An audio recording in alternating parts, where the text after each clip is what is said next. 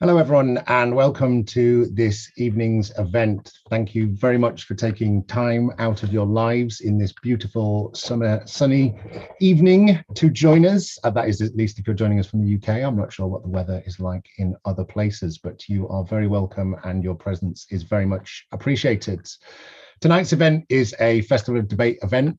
We've got the UBI Lab Wales and UBI Lab Northern Ireland talking about making change from issue to impact. My name is Johnny Douglas and I'm from Opus Independence, the for impact social enterprise that works and supports the UBI Lab network from Sheffield in the United Kingdom.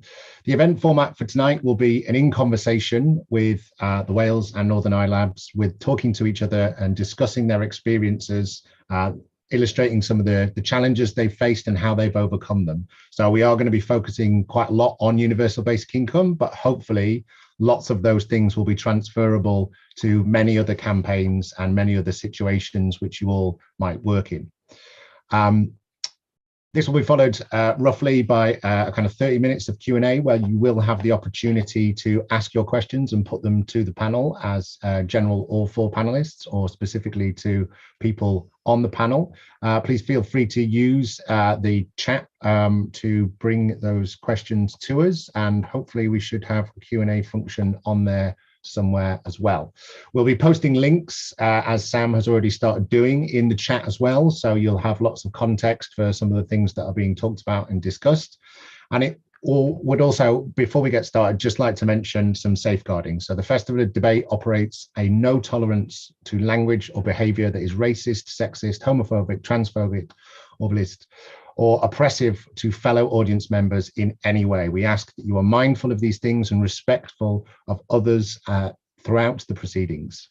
The Festival of Debate is largely a pay-as-you-feel initiative. So if you do have the ability to make a donation, that would be very much appreciated. It's what allows us to keep these events largely free at the point of access, other than some of the bigger keynotes events that we do that we're very much looking forward to putting back on in person this year.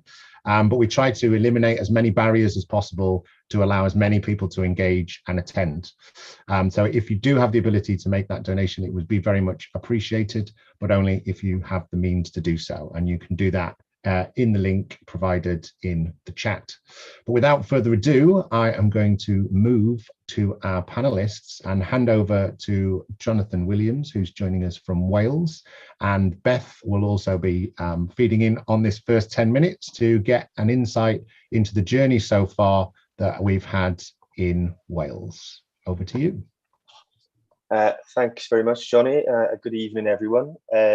So as Johnny mentioned, my name is Jonathan Williams, and I'm the co-founder of UBI Lab Wales, which is, I suppose, the Welsh answer to the network. So we started the Welsh lab actually as a Cardiff lab.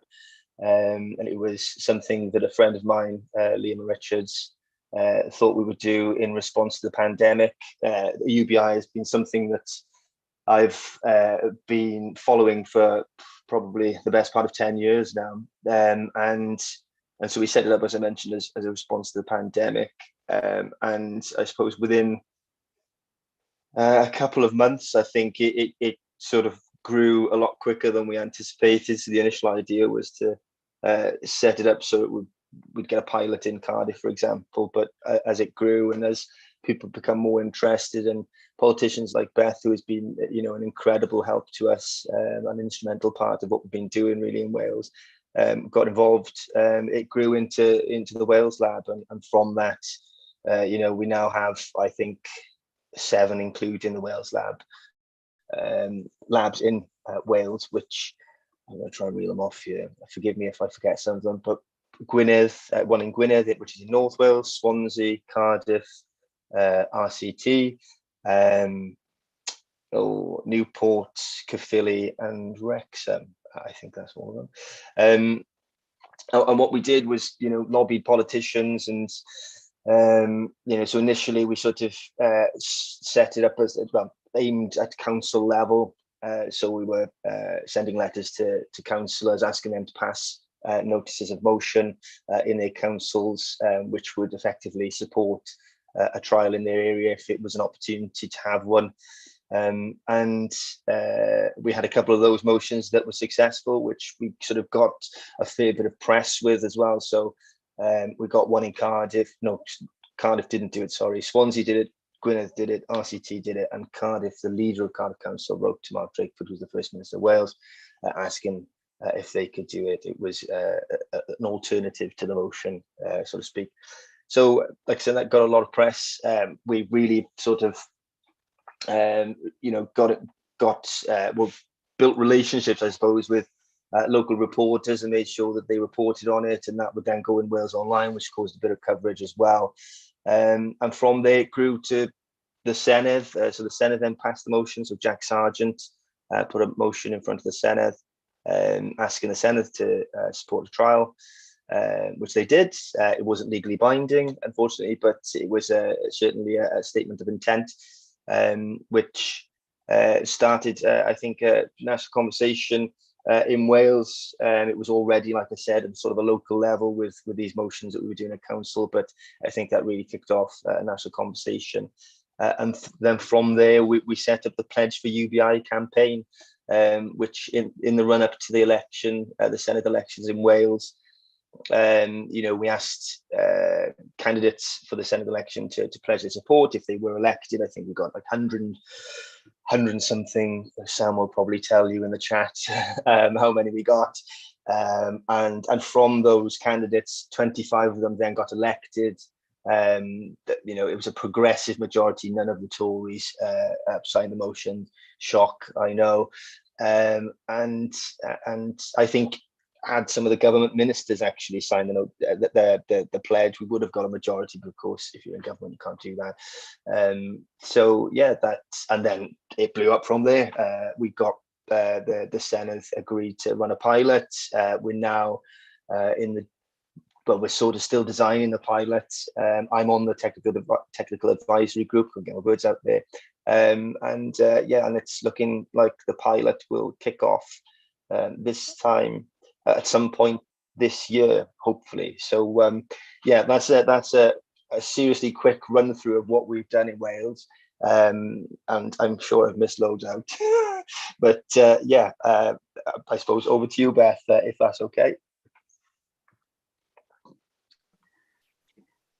Well, Jonathan, and thank you to Johnny and Sam for organising this important event, and thanks to everybody who's come along to attend. So my name is Beth Winter, and I'm the Member of Parliament for Cynon Valley, which is a former mining and steel community in South Wales, if you're not from Wales yourselves. A bit of background may be useful given the topic and title of this session. I've got a community work background and have been extremely involved throughout my lifetime in grassroots initiatives and campaigns. And I think a bottom-up approach is extremely powerful in terms of bringing about transformative change. I was propelled to Parliament in 2019. I joined the party, Labour Party, in 2016 on the wave of Corbyn and John Mack, and was inspired by the community campaigns and grassroots approach that was taken, and the socialist ideals that the party holds dear. And I am a proud socialist myself. And then I was elected to Parliament. So it's been a baptism of fire in many respects. But I don't think I've lost my roots in terms of how we campaign and how we bring about change. Not long after being elected, the COVID pandemic hit, and as we all know, it really did expose the inequalities that exist in Britain. One of my key priorities since being elected has been, as has been throughout my life, to campaign to tackle the extreme poverty and inequality that exists in the United Kingdom, which is the 5th richest nation in the world. And I was looking, when I was elected, for campaigns, initiatives, policies within the party that prioritise that. And I was inspired by the work that Jonathan, UBI Lab in Wales and nationally and globally in many respects were looking to do in terms of universal basic income, because I truly believe that universal basic income is a human right for everybody, just in the same way that food, heating, water should be for every individual, regardless of their circumstances. And given that the COVID pandemic really not only exposed inequalities, but also exposed the fact the UK government could step up to the plate when it was required to do, introduce the furlough scheme and other initiatives which required financial contributions from UK government, then it was an opportune time to promote and push for universal basic income. And if you've been involved in the campaign, you will see that there was a push for a basic income during the pandemic. And I think well over a good few hundred probably politicians on a cross-party basis and Lords signed letters to UK government pushing for that. And that started my relationship with Jonathan and the lab in Wales, which I suppose is my focus for the short time that we've got to discuss that. And immediately after meeting Jonathan, and there were a couple of people, other people involved in the early stages, it was evident to me that the UBI lab in Wales really did get how to campaign and bring about change and have the impact that is required to transform society. And UBI for me has always been and must always be seen as part of a wider transformative agenda. And I may return to that in a moment. And Jonathan's just touched upon the fact that the initial seeds of the campaign in Wales started at a grassroots level, and Jonathan didn't give him enough credit himself, which I know is often the way when we talk about campaigns we're involved with. But Jonathan and the lab really did get out and speak to local authorities, speak to local communities, and really did embed the idea of universal basic income at a grassroots level throughout Wales.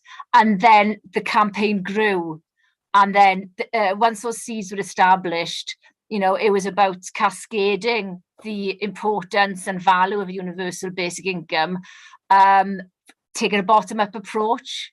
And it is what the journey that the lab has been through in Wales, I think, is inspirational and needs to be shared extremely widely, because what Jonathan and the lab then did was target politicians like myself, and I bought into it. I don't think I needed much persuading. And like Jonathan said, approach the local, not only the local authorities, representatives, but then the members of the Assembly, because we've got a government in Wales, lots of powers are devolved in our country. And again, it was timely because we had elections in our Parliament in Wales last year. So as Jonathan mentioned, the opportunity was taken up then to get the members of the Assembly to sign up to the pledge. And an extremely important part of the whole campaign is that it's been cross-party as well.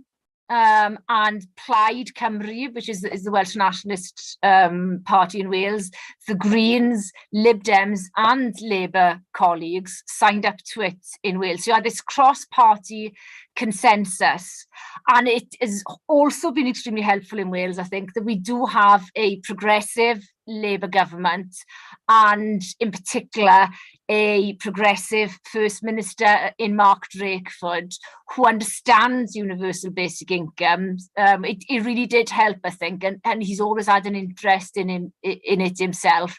Our Future Generations Commissioner is also a keen advocate of this. So they were individuals in positions of power who understood the value of universal basic income and were keen to explore the opportunities. So from a very small initial campaign led by Jonathan and a handful of others doing this in their own time, really, it's really grown, and it does show, you know, the power of people and communities and having a voice to bring about positive change. And we're at the stage now in Wales where we've got a pilot agreed and approved.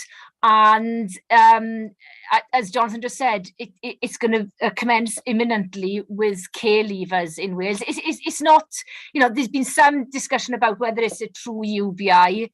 As far as I'm concerned, you know, it's a pilot, and we've got to embrace progress where we can, because we are limited, in Wales, to a large extent by the fact that funding is dependent on UK government. So we've got to embrace this opportunity, and we are embracing it. And I think credit to Welsh Government and the coalition agreement between Plaid and Welsh Government, that despite some of the criticisms that have come forward, they've welcomed individuals like Jonathan and Guy Standing, who I'm sure everybody's heard of. You know, he is a world-renowned expert on universal basic income, onto their expert panel for advice. You know, so the panel is inclusive of a cross range of experts and individuals, and that panel will inform the progress of the pilot. So I feel extremely lucky and privileged to have been invited to be part of this journey. And I think there are so many lessons that can be learned from the campaign that has taken place in Wales for all sorts of other initiatives and campaigns that you may be involved with. I'll finish by just referencing the fact that I see UBI as part of a much wider transformative agenda for change that needs to happen in society, and that change is achievable.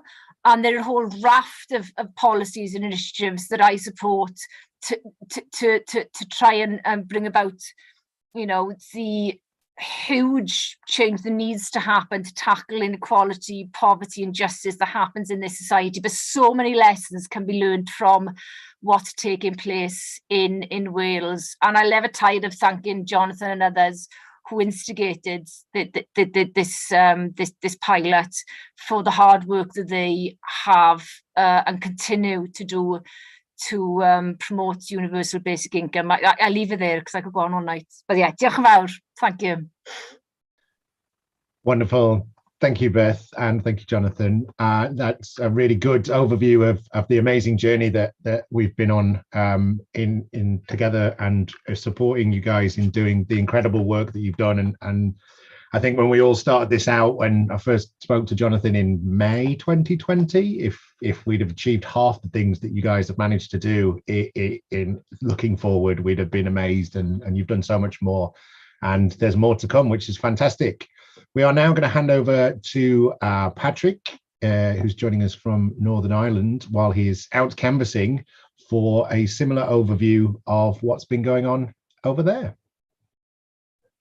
Great, thank you very much, Johnny. Great to be with you this evening. Yes, we've got a rare sunny night in Northern Ireland as well, so you were right with the weather right across the UK. And I'm sitting here in my car, ready to go out canvassing. I'm surrounded by election posters and mock ballots and literature that needs to go out over the next 2 weeks. And I apologise in advance, I will have to leave this event a little earlier than I would have liked, but it's very important I go out and knock those doors and try and get elected, so that I can be a champion for UBI in the Stormont Assembly in Northern Ireland. And I'll look back to our plans around that in a moment. But I suppose to give an idea of where the basic income movement came from in Northern Ireland. It really kicked off around 2018 as a result of an event held at the Imagine Festival of Ideas and Politics in Belfast. And it's a festival very similar actually to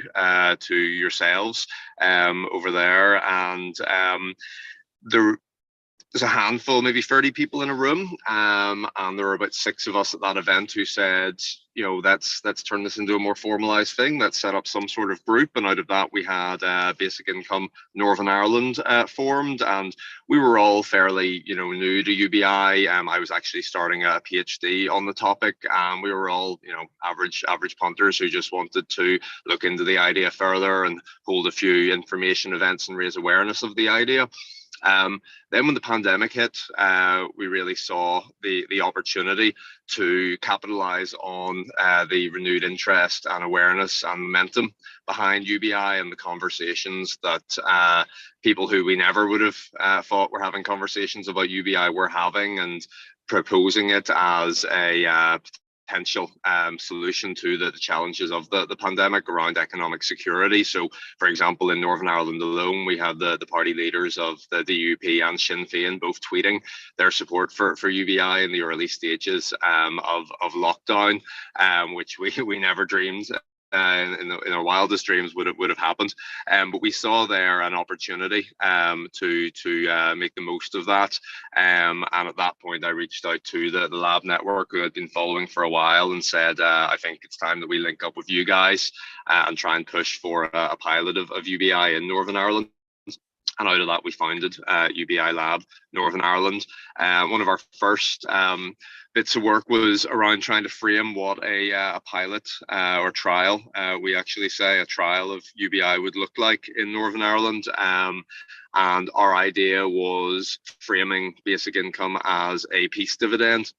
So Northern Ireland is obviously a post-conflict society and still is dealing with the legacy of conflict. We still have, unfortunately, occasional flare-ups of violence on our streets. We have a very divided society, very dysfunctional politics, terrible mental health rates, and poor social trust, all of which stems in part from our conflict, which lasted several decades. So we, whilst not proposing that UBI could solve all of those issues, we thought that it could certainly help with a few of them, and proposed a trial model that would give a UBI to everyone in a particular geographical area. And we identified the Shankill Falls roads in West Belfast, a community that's one of the top 5% deprived in Northern Ireland, and also is particularly marred by the legacy of the Troubles. And we identified a trial that would give between £200 and £400 to everyone in that area unconditionally for at least 2 years. So £200, £400 a month for 2 years, and that we proposed that it could have an impact along 5 key criteria or key outcomes. The first would be reducing crime and paramilitarism, and we based that assumption on evidence from other basic income trials that UBI can reduce crime, particularly crimes of economic necessity. We also argue that in particular a UBI could reduce the recruitment power and influence of paramilitary organizations in deprived communities, and in particular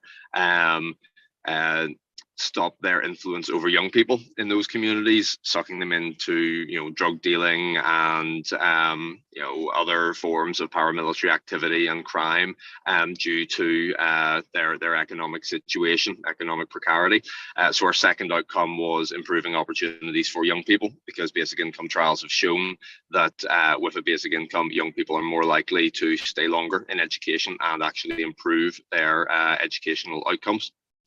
Third was mental health, and there's pretty conclusive evidence from any basic income trial that basic income can improve mental health and well-being. And in Northern Ireland, we have a much higher suicide rate than anywhere else in the UK. And we have a severely underfunded mental health service as well compared with the rest of the UK. The fourth outcome was building social trust and community relations, and this is one where there is not a lot of evidence for in basic income trials, but from looking at evidence from other universal social programs, there is evidence that those programs enhance social trust and togetherness and social capital. And we think that that could be a useful thing in Northern Ireland to try and heal some of the divisions of the past and bring people together. And finally, that it could create a stronger local economy by creating a economic ripple effect in those trial communities.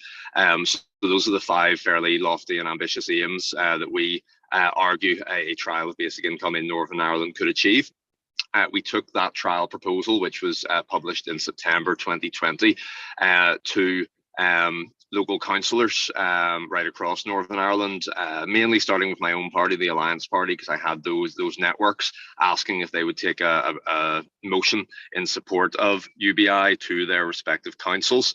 And I'm pleased to say that we got a fair amount of cross-party support for that, from politicians from the UUP, SDLP, Alliance, Greens, Sinn Féin, and even the DUP supported proposals for UBI in some format in 6 of the 11 councils in Northern Ireland. So more than half of our local authorities have endorsed UBI in some way. Now, some of them were just endorsing the idea of it in general, and some of them, such as Derry and Belfast City Councils, actually formally endorsed a trial. So as a result of that, we have expanded out our trial proposals to include Derry as well as Belfast.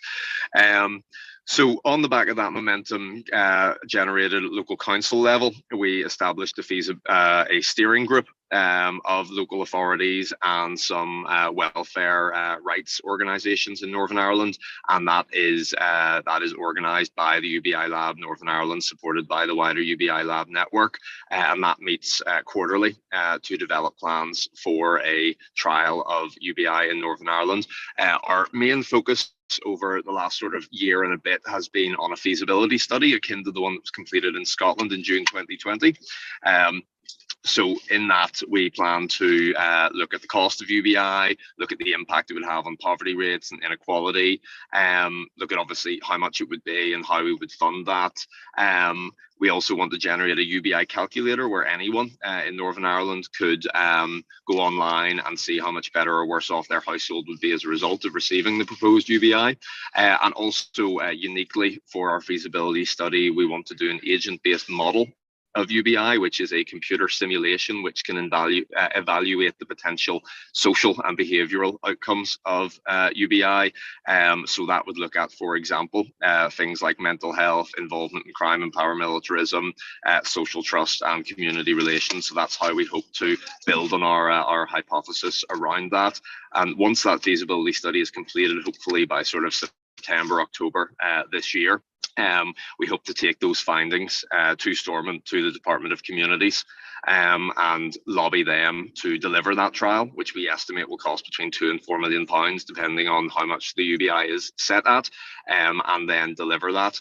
In order to build the political momentum for that at Stormont, we're currently running a pledge campaign ongoing during the current election campaign, and I'm pleased to say that we have, Sam will keep me right in the comments here, 90 to 100 prospective MLAs currently signed up to that pledge campaign, including most of the candidates from my own party, all of the SDLP and Green Party candidates, and good representation from a number of other political groupings as well.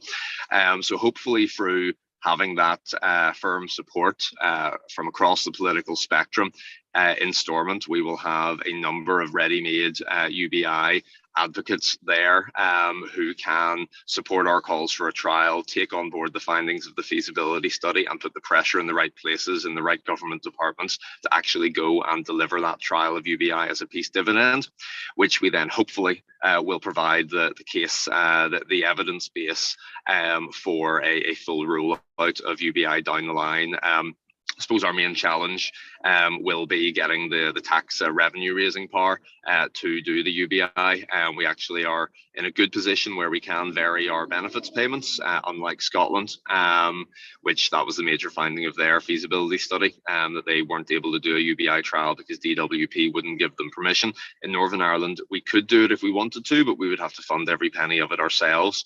And that's where the problem is, because we have very limited revenue raising powers and a very low tax base. So that's a political question of whether we can concurrently with pushing for a UBI in Northern Ireland also get tax powers devolved to enable us to pay for it. But that's another political challenge and a whole other discussion altogether.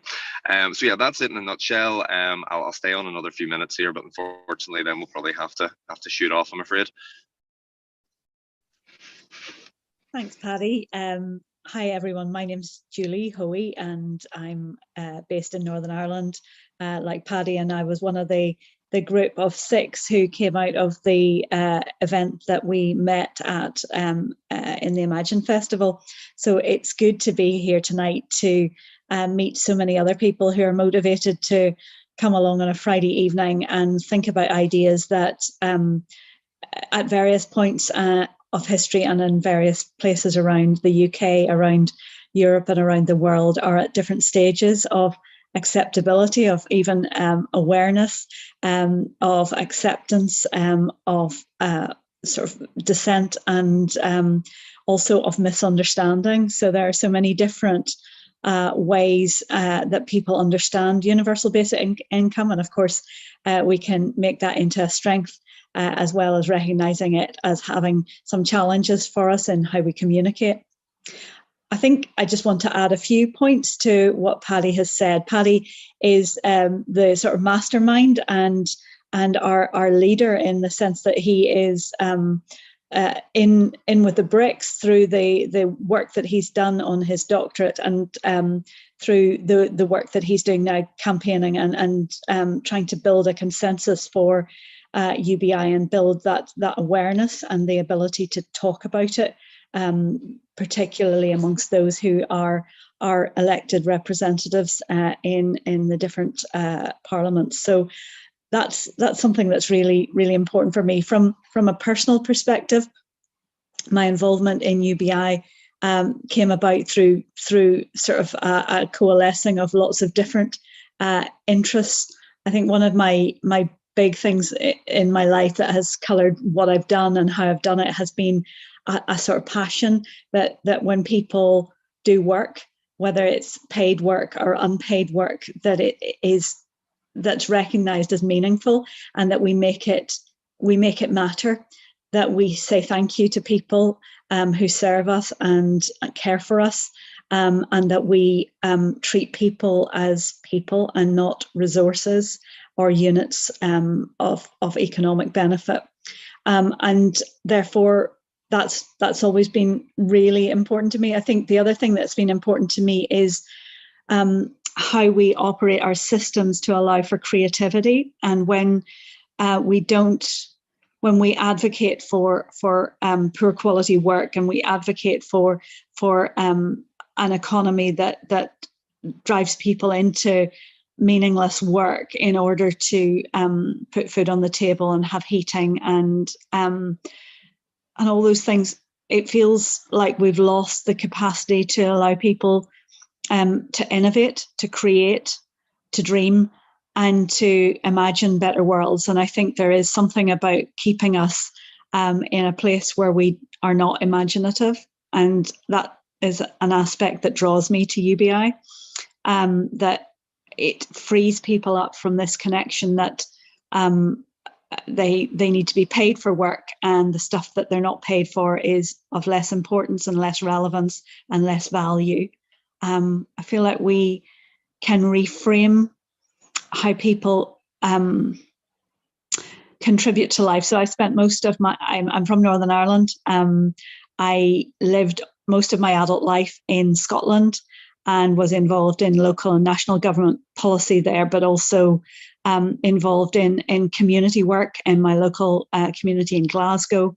And I just saw where things weren't working. And I also had a lot of friends who were doing amazing work, caring for family and friends and neighbours in their community, but who, to some outward assessors, would be seen to be leeching off the state. And that wasn't what I saw. I saw people creating networks of care and support, and it frustrated me and saddened me that lots of my friends there didn't realize the value of what they contributed to their community and the worth that they brought. And of course, as a woman, I see so much of unpaid women's work falling into that category. And maternity leave was probably one of those things that gave me a chance to think about the connection between work and pay and care and what builds a community and what helps the community to thrive and what undermines it. So those have all been really important things to me. I think I would say in closing that there are some really significant things about getting involved in a concept like UBI, is that you'll be a gathering of people who come with different perspectives on it, who come with different reasons for being engaged with it. And like all of us, I think there are times when we struggle with different aspects of it, explaining it, understanding it, advocating for it. And I think one of the things that we've done is we've spent time always meeting together and talking about the idea together and talking about what inspires us about it. And that's really important, especially in those harder times when it's harder to get an audience. Northern Ireland, we're now in a position where we have people talking about it, where we have people arguing about it and being naysayers. And, that's a really significant step forward and hugely encouraging. But for those of you who are working in areas where you feel like it hasn't yet got traction, I'd encourage you to keep on meeting, to keep on talking about what it means to you and listening to what it means to others. We spent a lot of time talking to other people about what it meant to them. And that's just a really powerful question, unpacking in role plays and in asking people to imagine what their life would look like if they were in receipt of a universal basic income, helping people imagine, helping people break out of a closed mindset that really struggles to understand that, as Beth said, it's a human right to have enough money to live on and to be able to live in a way that brings dignity and respect and allows everyone to contribute what they have to bring to community. I'm going to stop there. There's lots more I could say, but I know it would be good to have a discussion and hear people's questions and perspectives. Thanks. Wonderful. Thank you, Julie, and very much appreciated with that background story so far, Patrick. I'm aware that we're going to lose you shortly because you're off out canvassing.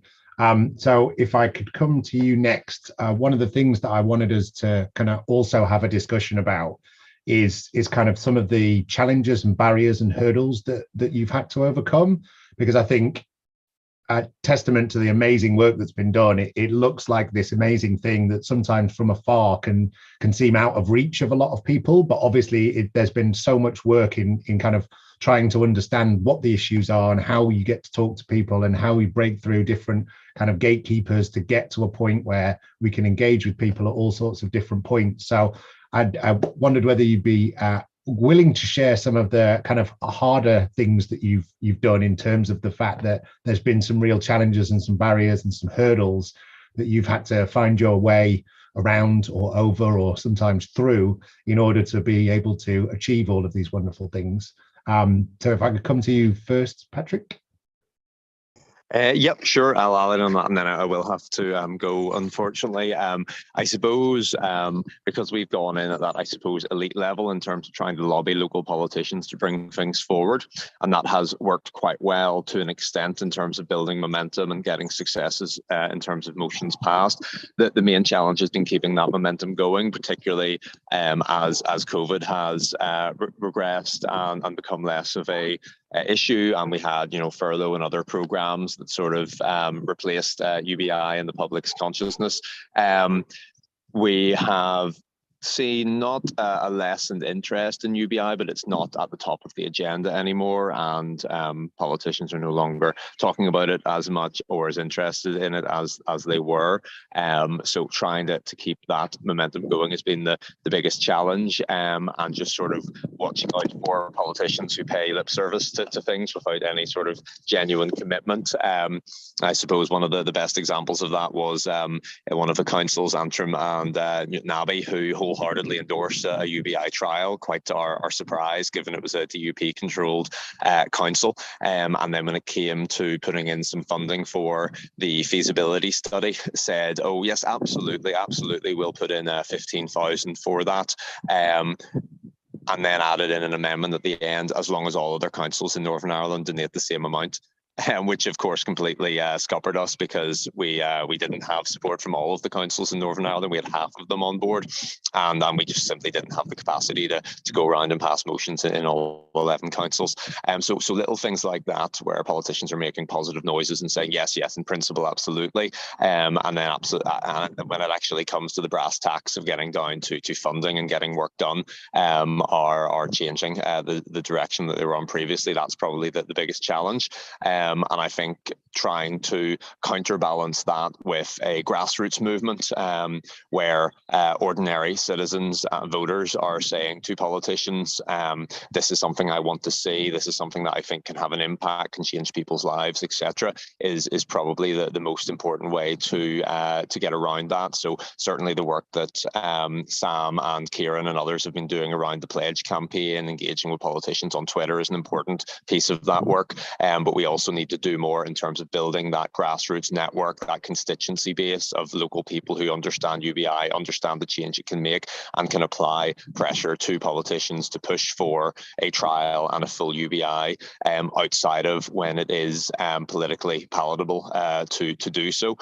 So I suppose that's probably the next step on our journey there, to raise that awareness. And I think particularly with the cost of living crisis, and people thinking more and more about post-pandemic resilience and new economic models, we have that opportunity and that space, but we just need to make sure that it's UBI that stays at the top of the agenda there.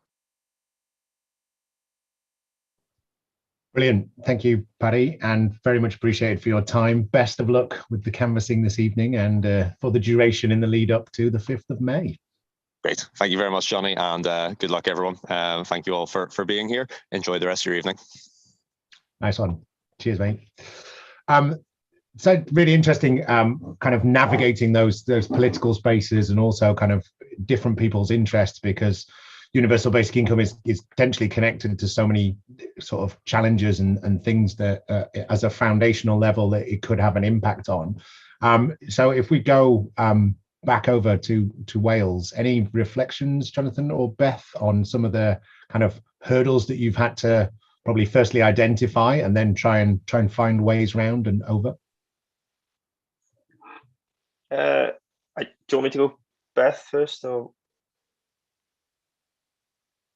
Yep, all good. Yeah, I think what Paddy said was so spot on, really. I think in terms of, and we because we found exactly the same now, I suppose, because we've got the trial in Wales, in that it is sort of finding out where we go next in terms of this, and what because we've got a pilot, so what do we do next in terms of the campaign, I suppose, is what I'm getting at there. So I think that potentially could be a hurdle, but in terms of the campaign in the run up to getting the trial, I think of course, because everyone's doing this on a voluntary basis, that's difficult, and more so now because of course we've all been released back into the wild since COVID, since lockdown ended. So it's a lot of people had more time on their hands when you're not doing much because you can't go very far with lockdown. So I think that's been a bit of a hurdle since then. Well, like I said, since lockdown was ended, but yeah, it's difficult, really. I suppose with the Wales campaign, I think we were sort of fighting it. I suppose trying to keep up with the momentum as well was difficult, because it sort of I think it took everyone by surprise how quickly we were achieving things in Wales. So it was trying to sort of swimming against the tide, if you will, at times. So that was a bit of a challenge. Yeah, I don't know. What do you think, Beth? Yeah, I think Wales is maybe a more unique situation. There were challenges, but I think the timeliness and the fact that we were pushing at open doors has helped, which I did mention earlier. In terms of challenges from my perspective, as where the politician's hat, I suppose, as much as, and I suppose as co-chair of the cross-party working group, there are probably 4 or 5 key ones. One is about how do we challenge the myths and misconceptions that are abound about UBI. And I suppose my response is that I'm a supporter of piloting UBI, because there are lots of different methods, and there are a whole raft of pilots throughout the world taking different approaches that exist. For me, it's about piloting a UBI to see if it works and what the outcome could be. And I say to people, well, surely it's worth trying, because going back to what I said earlier, everybody should have a basic income on which to subsist. And the current system clearly does not work. It's extremely stigmatizing. There are billions of pounds of unclaimed benefits, in our country.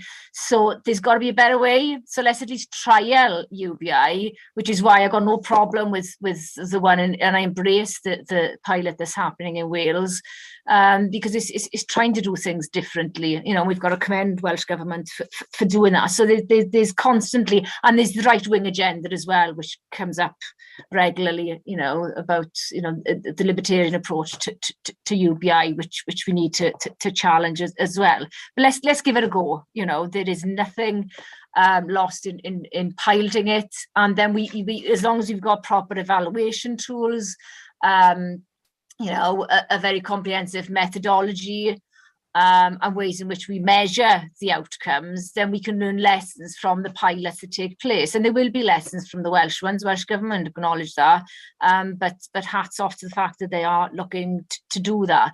Another challenge is, which really frustrates me, is it's never achievable. We live in the society that we live in. You're living in cloud cuckoo land. Well, no, there are alternative ways of running society. Julie just mentioned, the fact that carers and people who are currently unpaid don't get recognised. I mean, that's unacceptable.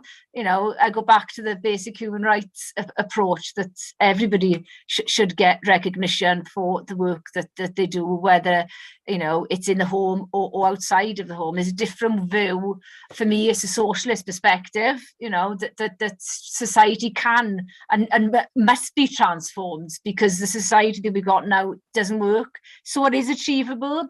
And linked to that, I will mention the constant issue that comes up, even within elements of my own party, that it's not affordable. Well, it is affordable. We can see during COVID, the government found billions of pounds.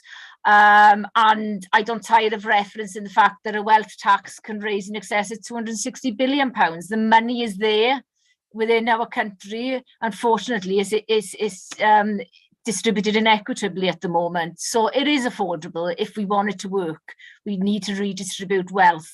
And in terms of the criticism that, why should everybody get it? Why should the wealthy get it? I go back to the point I made about it being part of a bigger transformative agenda. We need to be taxing the wealthy much more. So they may be getting a basic income in one hand, but we need a much fairer, progressive tax system in our country, so that money is redistributed across the piece. The two very quickly are the ones one that Patrick referenced, is the whole issue of devolution, because Welsh Government have found almost 25 million from their own budget to pay for this pilot, and they've tried to have discussions with DWP, and it will be classed, you know, the £1,600 that each care leaver will be entitled to receive. It will be regarded as income. So there are complexities there because benefits are not currently devolved in Wales. The Welsh Affairs Committee that I sit on did a piece of research recently on benefits, and we've advocated the necessity to explore devolving and at least the administration of benefits, but we're not in that position. So we're not in the same situation as Scotland, and that is likely to continue to cause difficulties, you know. So the fact the Welsh Government have found this money again is credit to them. And I suppose the last challenge is as Jonathan and Patrick have said, is about maintaining momentum for any campaign you're involved with, you know, maintaining momentum. And I think we have to accept that campaigns do have peaks and troughs, and there's nothing wrong with that. And sometimes campaigns will reach a natural conclusion. And in Wales, we're at a different stage of the campaign. And my own view is that we need to put all our efforts in Wales into supporting the pilot, rather than looking outwards, because that grassroots work has been done, and it's been done successfully thanks to UBI Lab. So yeah, maintain the momentum, but that's you know, that's something that all campaigns experience, and it's part of the course as far as I'm concerned. So yeah, those are the and getting politicians on board. I would agree. Yeah. Westminster is very much a bubble, I've found, and you know, getting people to look outside of that bubble is difficult, but it needs to happen because we're elected to represent our communities, and we're accountable to our communities, and you know, we need to be actively involved in those communities, and yeah, politicians need to step up in these, and politicians are, you know, in many respects. So yeah, let's continue to push that as well. Anyway, sorry, I'll stop there. Thank you. Brilliant, thank you, Beth. That's really good, and yeah, Jonathan, really good to get those insights as well. If we could go to Julie, I mean, you've mentioned a lot of the things about people's kind of appreciation or perspectives on maybe some of the values and things that we hold in higher or lower regard, whether intentionally or unintentionally, because of the way we're kind of conditioned in society. But it'd be great to get your insights on some of the challenges that you've come across. Yeah, I think you know, picking up on what Jonathan and Beth have said, that there is a sense in which once we go for the kind of political momentum around a pilot or a trial, we have to focus on that. And I would say that that's affected our group in a way, in that we focus on that and we support Paddy and Kieran and the others who are leading on that. But perhaps some of the more discursive or reflective practices that we had earlier on when we were established pre-pandemic have perhaps taken a back seat, or some of the educational activities and festivals and speaking and getting young people to debate and listen. So we're trying to engage with each other. And I think Beth's comment about peaks and troughs is so true, and I think it's important that we gather strength at different times, and that we play to our strengths as well. So, for example, for the moment, I'm putting my energy where my mouth is, and setting up a consortium cooperative to run a new kind of zero waste refill grocery store and cafe and event space in our community, because we don't have enough places where people can meet as community. We don't have enough places where people can access locally grown food, and where people can actually meet others and talk about how to live in a way that's more sustainable, that's more about having enough rather than having too much, and that encourages people to repair things, to reuse things, and to depend on one another and to collaborate. So I'm involved in working with our Chamber of Commerce, and I'm part of their team, and we're working on collaboration around climate change and around encouraging people to see their local area in a different way and to value it and to see what it brings. But that requires people to spend time there and to give energy to there and to spend their money there. And all those things kind of align with UBI and align with that space that UBI creates, that space for creativity and that space for a life lived maybe better in community and with a bit more support.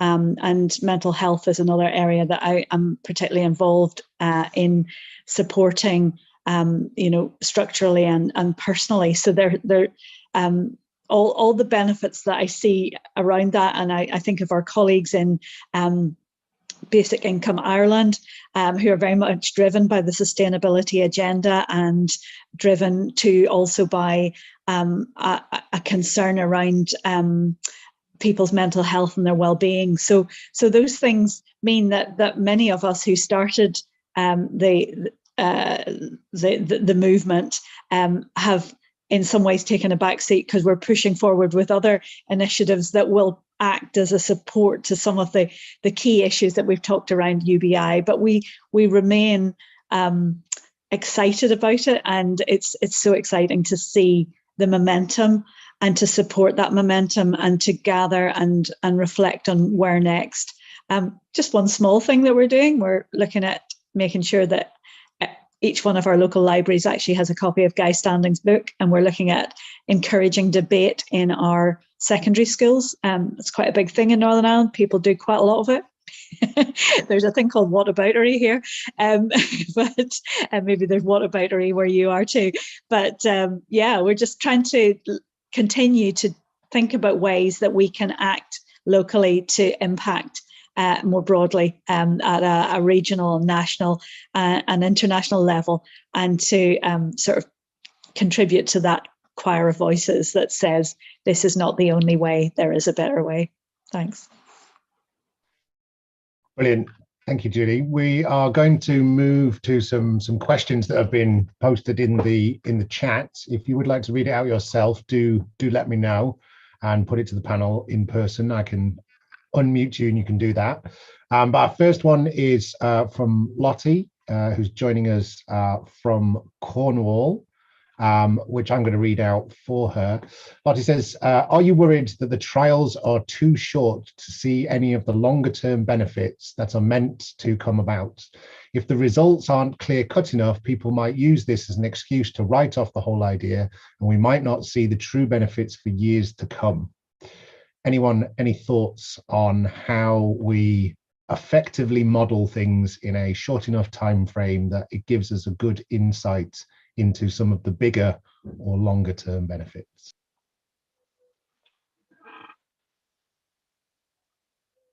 I can go if you want. So I think it's fair to say that, UBI Lab Wales had our concerns about the Welsh pilot, but I think the more you read about it, the more I think promising it becomes, and Beth's absolutely right that we should throw our weight behind it, because there will be lessons learned regardless of whether or not it's the perfect pilot. I mean, the ideal pilot would have been in a geographic location, as far as I was concerned. That can't happen because of the constraints on Welsh government, and so you take what you can get, and it's a win. I think in terms of the length of the pilot, I think you only have to look at the Stockton pilot. I think that was only run for, I'm going to say, I think it was 18 months maybe. And that was only with 100 people. And the results that came out of that were quite extraordinary. So, employment was up significantly, health and well-being was improved significantly. So there will be lessons learned. And I think with the Welsh pilot in particular, the amount of money that the care leavers are getting, so £1,600, it is such a substantial amount that you should see some really significant results in terms of lifestyle choices and whether or not they went back to school or those types of things. I think there's a particular issue with finding accommodation once you come out of care. So I imagine that will be something that the care leavers find easier to go into as well. So Yeah, I think that, you know, there's going to be issues with every kind of design, and I don't think you'll ever get the perfect pilot. And yeah, so you just work with what you can get, and hopefully the evaluation of the pilot will be spot on, which you know is how we'll learn our lessons from it. I mean, I can't add much to what Jonathan has said, really, and what I've previously said. I mean, I got a background in research, and as Jonathan said, you know, no research is foolproof, and I think for the Welsh one, and I know Welsh Government are doing this in conjunction with the expert panel, as long as the research design and methodology acknowledges from the outset the limitations as well as the strengths, and that the measurement tools that are designed in terms of assessing the potential outcomes are comprehensive, are you know, evidence-based, and follow all the research requirements that exist, then, you know, the findings from the study will be objective and will take into account the limitations, because until a time, and I think, you know, we will get there, probably not in my lifetime, where we do achieve, for me, a socialist society. You know, we're not going to have the full UBI in existence, so we've got to be pragmatic. You know, we are products of the society in which we live, and we have to bring about as much change and use the opportunities we have to pilot these initiatives where we can, within the limitations that are placed upon us. And, you know, that's where we're at the moment. And as long as the research is robust and valid and you know, acknowledges those limitations, then we will be able to assess the benefits, because there will be benefits from the Welsh one, as Jonathan has said, as well as the limitations, and we can only grow stronger from that. If I could just add one last thing on that, Johnny, I think Beth's given a tour de force on the importance of the quantitative assessment being robust, and I see Lottie has also commented that she can see that 2 years might be enough. Flippantly, the longer you pilot, the longer it leaves us for the chance to actually get a UBI, and there's a lack of attention after some time. We need to sometimes grab the moment and ensure that we run with it. But I think the other thing that I would say is that we, as well as quantitative measurement, we'll have qualitative measurement, and we are a story people. We love stories. We are moved by stories. Our actions, and many of us are here because of seminal moments in our lives when we've had a moment where we thought, wow, I've just never thought about it that way.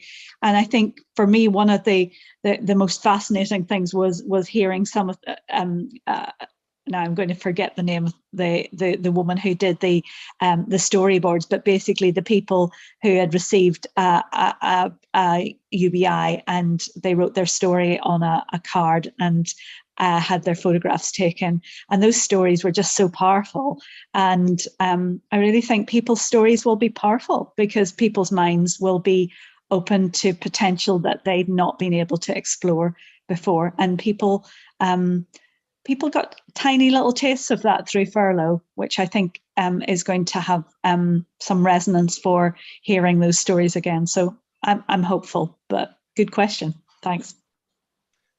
Thank you all. That's really good. And I think that point you made at the end there, Julie, about the storytelling is really, really important. I think it was Jessie, who was part of the Ontario pilot, that runs a project called Humans for Basic Income, inspired by the Humans for New York, really famous Instagram account.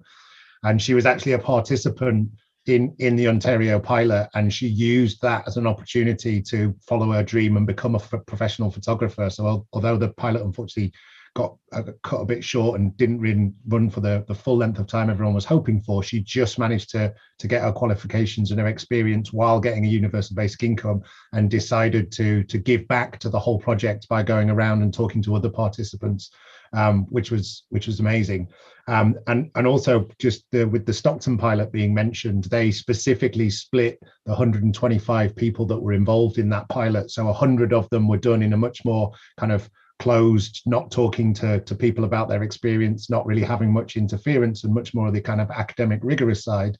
And then they purposely had, as part of the experiment, 25 people who were talking about their experiences as they went along. So they got both that quantitative and qualitative insights, which is, I think, a real testament to the way that Michael Tubbs and the whole team over there went about that. We're going to come to James next for his question, because I'm aware that we are potentially going to lose Beth shortly because she has other commitments. James. Hi everyone, it's been really good hearing all of this tonight, and I just wanted to ask, in the context of likely pilots across the UK, the Welsh pilot having kind of perhaps galvanised that, how closely are advances in advocating for universal basic income tied to the devolution/devolve powers debate in Britain? Thanks. Shall I come in? I mean, I'm very involved in Wales as well with the devolution agenda, and I am a supporter of greater devolution, and I have and do use universal basic income and the pilot as an example of what can be achieved, but also highlighting the challenges that Welsh government have experienced.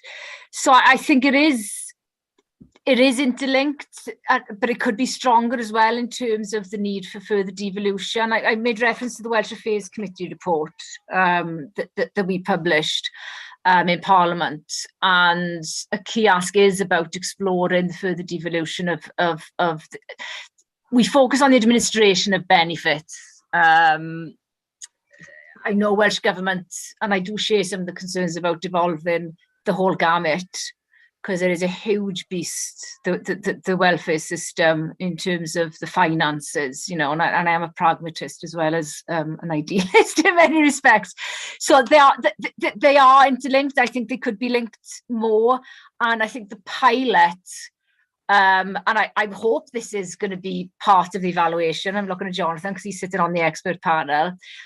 I'd like to see the impact of devolution form part of the evaluation process, because I think it's an opportunity that could be missed, really, because I'd be interested to see what would come out of the pilot in terms of the benefits, but also challenges of the current status of devolution. I mean, it's evident looking at a UK-wide level that you know, UK government, whatever your political persuasion, are clearly riding roughshod over the devolution settlement in many regards. And we are at a critical moment and a critical juncture in terms of devolution, and any opportunities that we can have to highlight what's happening on a UK level, and lessons that can be learned should be grabbed. So I do hope that forms part of the pilot, and is something that the expert panel and Welsh Government will look at as part of the mix.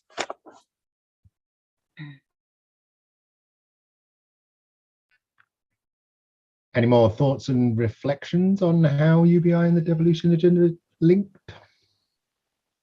Sorry, I just had to turn my mic on. Then I have to apologise as well. It's bath time here, so you might be able to hear my 2-year-old shouting his objections to bath time in the background. Yeah, I mean, absolutely. You know, I think on the being on the expert panel, you know, I think it's certainly something I'd like to look at as well. Is what impacts it could have on the devolution settlement. I think there's certainly a conversation that's it's certainly helped the conversation, I think, about the devolution of benefits, and certainly, I think there was a Equalities Committee or something along those lines report in the Senate in 2017, which I think was led by Dawn Bowden at the time, and it I think did say that we should have powers that are close to Scotland and devolve at least the administration of benefits. And of course, if we did have the powers over the administration of benefits, then it would have been easier, I think, to have a more comprehensive pilot or a more ambitious pilot, however you want to word it, really. So there's certainly in line, and of course it goes off into other tangents as well. Then, because it's not just necessarily talking about universal basic income, but then you're talking about how you can fund it and sort of tax raising powers and all that kind of thing as well. And although we have income tax raising powers or income tax powers in Wales, where you can raise it, I think 10% above what UK government have got them set at, there's no tax raising powers in terms of wealth taxes, which Beth has alluded to, which I'm a massive supporter of as well. And I think, as you mentioned, you could make some significant gains in terms of the amount of money that the taxman could take from people if we tax people properly in this country. So I think they have run in parallel. They have to run in parallel. I think you can't talk about a universal basic income being rolled out in the United Kingdom or in Wales without having a conversation about taxes and that type of thing. So certainly a conversation that's run in parallel, which I think Beth covered off really well there. Yeah, and I would just add one final comment, Johnny, that the devolution settlements are different for all three parts of the UK, as evidenced by Paddy's comment about the fact that we could actually do it if we decided to pay for it in Northern Ireland, whereas Scotland can't. So we're obviously all at different stages with pilots in Scotland and Wales and Northern Ireland. And we have very different political systems and very different levels of devolution. And there are different quirks in our devolution settlements that we only find out when we start asking questions. So, yeah, but an interesting angle and one definitely worth considering. It's good to hear that Wales are considering how that might be worked through in terms of their work there. Thanks. Brilliant, thank you. I think we're just going to go briefly back to Beth before she has to exit. Sorry, because I am going to have to go now. And I just want to thank everybody and for people coming. I don't want to lose the opportunity, sorry, just to make reference to, and I'm sure it's the forefront of everybody's minds, of the cost of living crisis that is upon us at the moment. And UBI has got a key role to play in that. But it's not an either or for me. I'm interested in universal basic services. I'm interested in reforming the current welfare system and the fact that the welfare system, people on benefits are having a real terms cut of about 6% to their income in the here and now. So I would encourage people, there is a TUC organised demonstration in London on the 18th of June. We want as many people to turn up to that, but also at a local level. I mean, I'm doing a lot of stuff in Carnival. We've just launched a survey and I've already had over 600 responses to it. Please get involved. It's affecting everybody. It is absolutely horrendous, the stories that we've received in response to the survey. And if you're an advocate of UBI, you're clearly an advocate for a different way of living in a different society. So I see the UBI movement as and this is another challenge: is how do we link UBI and interact with other campaigns and initiatives? And for me, the cost of living crisis is one that we must be a key part of. So look out for that demonstration in London and any People's Assembly or other demonstrations that are happening at a more local level. And if you can't get involved, people often, far too often, do not think that they've got a voice. Everybody's got a voice. Get involved. Your voice counts, and we must challenge what's going on at the moment. Sorry, I'll finish on that political rant and leave you all. Diolch yn fawr, everybody. Thank you. Brilliant. Sorry, go. Bye. Thank you, Beth. So coming to the other couple of questions that we have, sorry, just scrolling back through the chat here. There was a question about homelessness, which is, how does UBI get to the homeless or those without a bank account or fixed abode?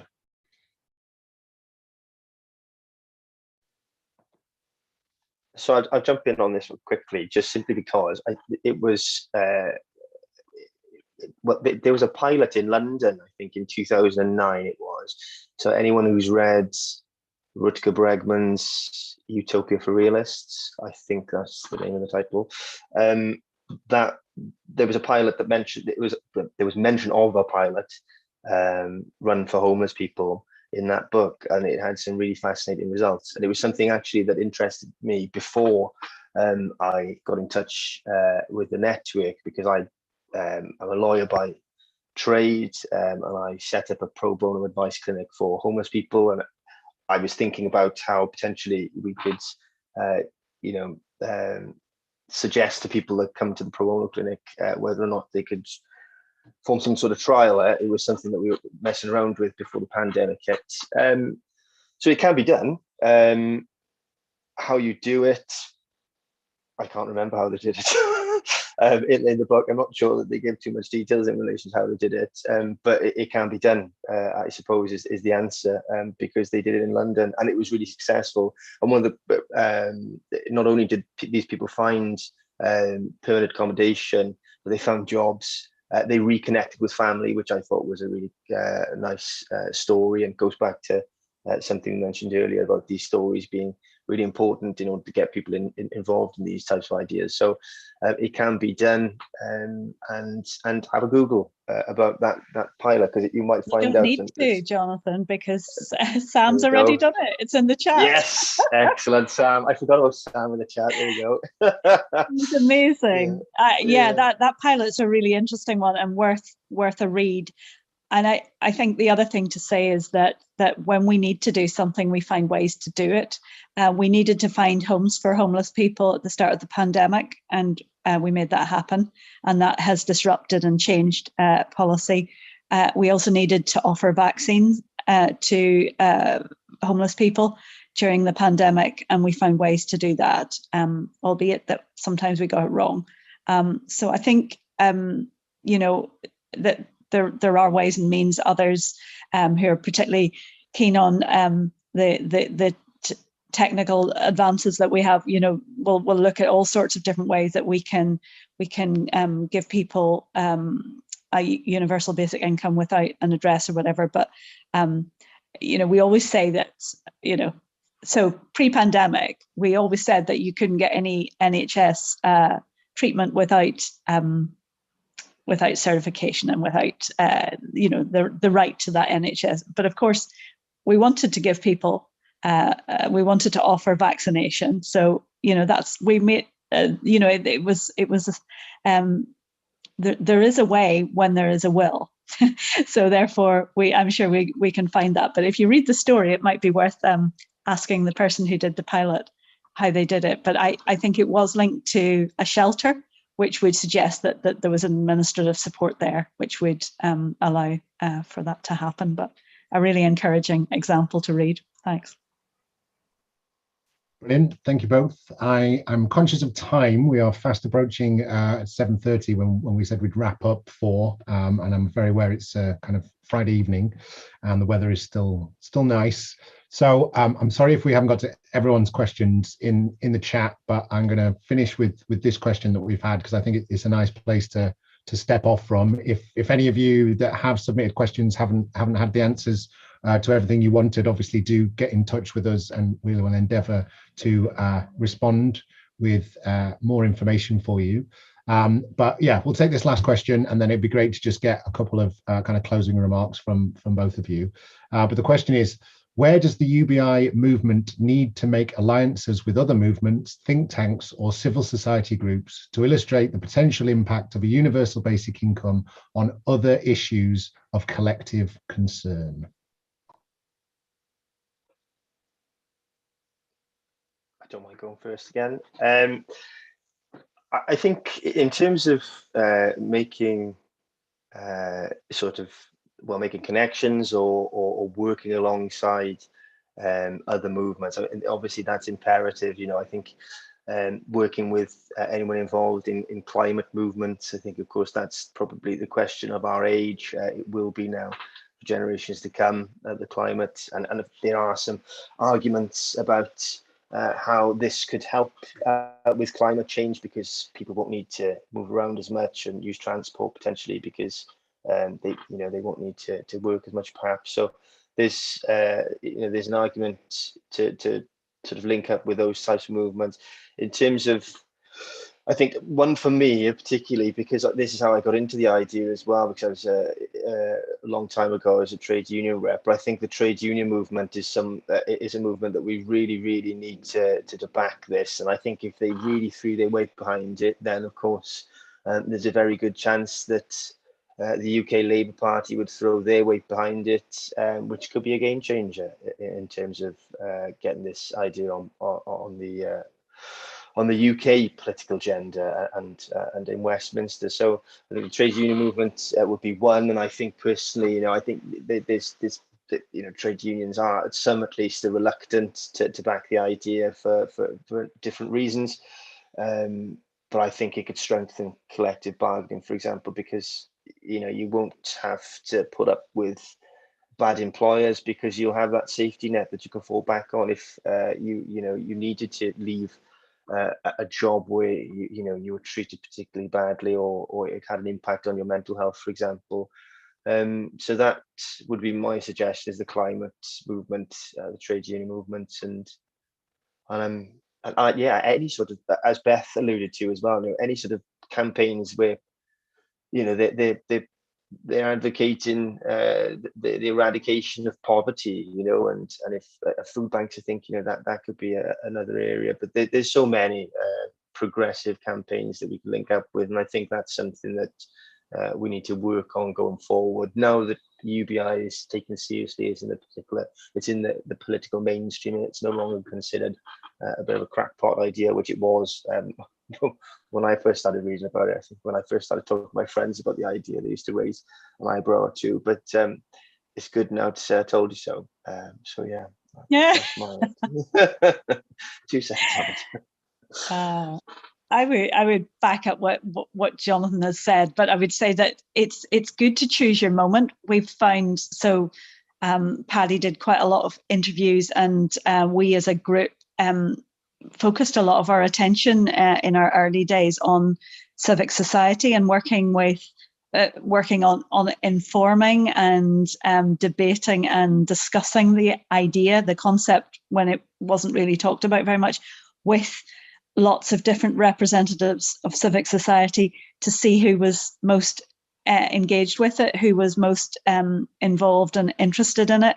And I think that has stood us in good stead, and that we have a few allies, and we probably have prepared the ground for others who are later adopters to step on board when the time comes. Because I think what Beth talked about in terms of demonstrations and things like that around the cost of living, that this is a moment where we can all come together and say this matters to us, because we are carers, because we are artists, because we are women, because we are creatives, because whatever, so there is a sense in which we prepare the ground. But I would say that it always feels more fruitful if there's something in the news about UBI to hang it on, or some connection, a story that connects with that particular group. So we made fairly good connections with artistic and creative communities in Northern Ireland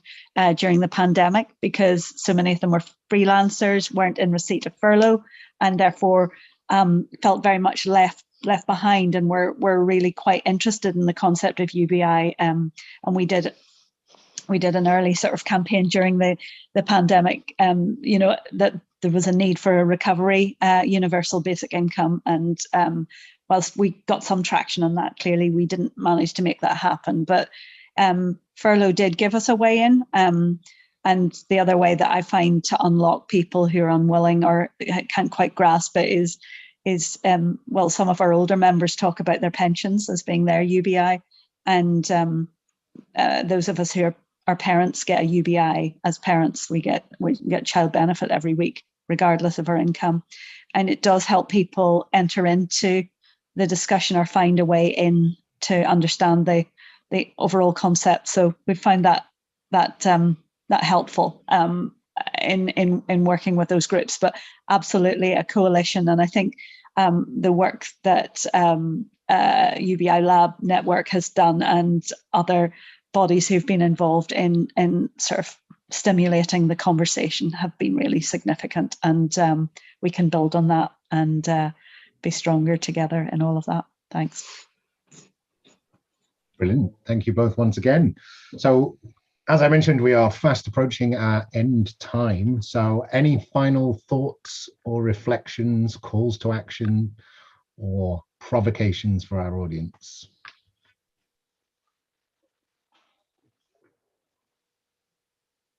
Oh, I'm already off mute. There we go. I have to keep switching it off. Oh no. I would just say, I suppose, just getting involved with the network, with your local lab. If you don't have a local lab, then set one up, because you know that you can make a difference in your local community, and that's what we did in Wales. We started small, grew up, and now we have a national pilot. So I think that, and it's a possible, of course, as well, because you know when we set out, I think we thought that it might be some sort of, well, we thought it might be about a 5-year project, this, and we've achieved it in 2. But I think also it's fair to say that we've hit the zeitgeist in Wales with the pandemic, having a progressive government, and a lot of people wanting to get involved as well. So yeah, just I suppose get involved with your local lab. Follow the Wales Lab on Twitter. Sam, if you could do your thing in the chat, that would be great. Follow myself personally on Twitter. You know, usually talking about UBI stuff and other rants as well. So yeah, you know, and utilize social media, because that's what we did. I think the vast majority of our campaigning has been on social media, and it's been very, very helpful. So yeah, I suppose I'll leave it. And thank you very much for everyone coming along and listening to our ramblings this evening. I would just follow that up, John. Well said about Twitter. Some of us don't do Twitter, but we are really grateful for those who engage in combat there. Peaceful combat, of course, is what we're after, and you know, combating some of the vitriol with that creativity and those ideas. And you know, we're here because we're interested in the Festival of Debate, which is about ideas and solutions. And I don't think anyone could have imagined that we would have been at this point when we started as a small group of people in Northern Ireland in 2018, talking about what it meant to us and sort of feeling our way around the subject. So yeah, just an encouragement to engage with your passion, the passion that drives you into that subject. And I think the key thing that I would say is that pandemics disrupt, and let's use the disruption that has caused us pain and loss and hurt to also bring us hope and healing and good health and well-being. Thanks. Brilliant. Thank you so much, both. So a massive thank you to obviously Paddy and Beth for joining us this evening. A huge thank you to Jonathan for joining us from Wales, and to Julie from Northern Ireland today. Massive thank you to the support team that's been on the call tonight, keeping you updated and giving you lots of extra information. As I say, and has been mentioned, do get involved as and where you can. Hopefully we are reasonably easy to find and contact, and there are many opportunities regardless of your skill set or experience. It's very much about wanting to do something rather than knowing exactly what that is in order to get in touch. So please do so. And massive thank you, obviously, to all of you for giving up your time to engage this evening. We are live streaming to YouTube. So if there's someone that you would like to share this with so they can watch it back, or there's something you'd like to rewind and listen to again or check out, please do so at the UBI Lab Network YouTube channel. There's lots of links for you to connect with our speakers tonight in the chat, if any of you would like to. And of course, tonight's event is part of the Festival of Debate. This is the first week of events, and the festival this year runs for 7 weeks until the end of May. So there's lots of interesting topics and subjects that you can get involved with. We are moving back to doing some events in person this year, but more than 50% of the festival content is still online and accessible from anywhere in the world, largely at no cost to yourselves. So please do get involved, get in touch, or just engage in some more interesting subjects and topics. The UBI Lab Network was born out of a conversation in the Festival of Debate, and I think it's a testament to one of our favourite quotes from Margaret Mead that always inspires us, which I will leave you with while we dial out, which is never doubt that a small group of thoughtful, committed citizens can change the world. Indeed, it is the only thing that ever has. Thank you so much for joining us this evening. We hope you have a wonderful rest of your evening and a great weekend ahead.